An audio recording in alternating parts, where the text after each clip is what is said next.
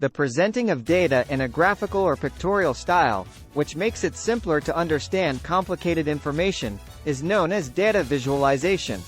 The ability to evaluate and present data is becoming increasingly crucial due to the exponential growth in data generation. Powerful programming language Python offers a wide variety of libraries for data visualization. This post will examine 4 more quick and simple data visualizations using Python code. Every data science or machine learning project includes a significant amount of data visualization. In order to acquire some understanding of your data, you'll frequently start with an exploratory data analysis, EDA, and making visualizations really helps to make things clearer and simpler to grasp, especially with bigger, high-dimensional datasets. When your project is finished, it's crucial to be able to communicate your final findings in a way that your audience, who are frequently non-technical clients, can understand. Here are some important questions and their answers. What are some Python libraries for data visualization?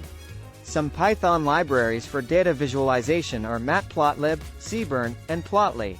How can I customize a bar plot in Python? You can customize a bar plot in Python by changing the color and width of the bars, adding labels to the x-axis and y-axis, and adding a title. What is a scatter plot used for?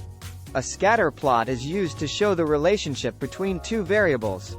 It is particularly useful for detecting patterns, trends, and outliers in the data. What is a heat map? A heat map is a way to display data using a matrix of colors, where the colors represent the values of the data. Heat maps are used to show the relationship between 2 variables.